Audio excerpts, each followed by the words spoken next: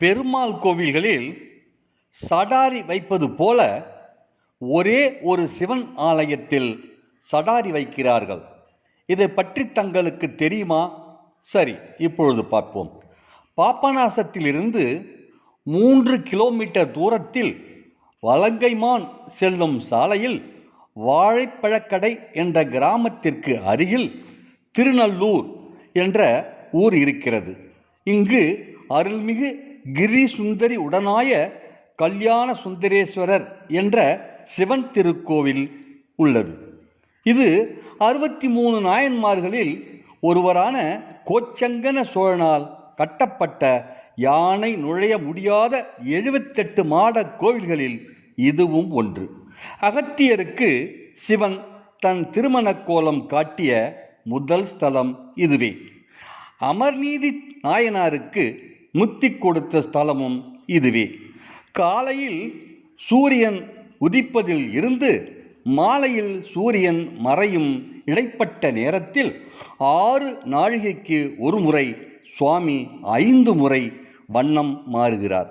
காலையில் தாமர வண்ணத்திலும், அதன் பிறகு இளஞ்சிவப்பு வண்ணத்திலும், மதியம் உருக்கிய தங்க வண்ணத்திலும், அடுத்து நவரத்தன பச்சை வண்ணத்திலும், மாலை வேளையில் இன்ன நிறம் என்று அறிய முடியாத வண்ணத்திலும் காட்சி தருவதால் இவருக்கு பஞ்சவர்ணேஸ்வரர் என்ற பெயரும் உண்டு. இது திருநாவுக்கரசருக்கு ஈசன் தன் திருவடியை சூட்டிய ஸ்தலம்.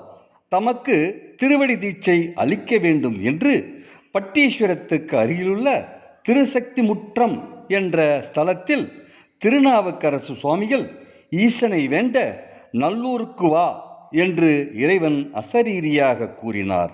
அதன்படி இத்தலத்திற்கு வந்த திருநாவுக்கரசருக்கு ஈசன் திருவடி தீட்சை அளித்ததினால் இவ்வாலயம் வரும் பக்தர்களுக்கு ஈசன் திருவடிப்பாதம் பதித்த சடாரியை சிரசில் வைக்கிறார்கள். இது எங்குமே கண்டறியாத ஓர் சிறப்பு ஆகும். விருகி முனிவர் வண்டு வடிவம் தாங்கி ஈசனை வழிபட்ட ஸ்தலம் இதுவே. இக்கோவிலின் தீர்த்தமான சப்தசாகர தீர்த்தம் 7 கிணறுகளை கொண்டுள்ளது. 7 கடல்களை குறிப்பதாக கூறப்படுகிறது. அதனால் இதில் நீராடினால் 7 கடல்களில் நீராடிய பலன் கிடைக்கும். இதில் நீராடித்தான் குந்தி தேவி தன் சாப விமோச்சனம் பெற்றதாக ஸ்தல வரலாறு கூறுகிறது. 2 பிரகாரங்களை உடைய இக்கோவிலின் தெற்கு வெளி பிரகாரத்தில் 18 சித்தர்களில் ஒருவரான காக விஜண்டரால் பிரதிஷ்டை செய்யப்பட்ட அஷ்டபுஜ மகா காளிகாம்பாள் சன்னதி அமைந்துள்ளது. இது மிக சிறப்பு வாய்ந்த சன்னதியாகும். 8 கைகளுடன் சூலாயுதம் தாங்கி சாந்த சுரூபியாக அமர்ந்த கோலத்தில் காட்சி தருகிறாள் அன்னை. கருவுற்ற பெண்கள் நல்ல முறையில் குழந்தையை ஈண்டெடுக்க வேண்டி இங்கு காளியின் சன்னதியில் வளைகாப்பு போட்டுக்கொள்ளும் நிகழ்ச்சியை நடத்துகிறார்கள்.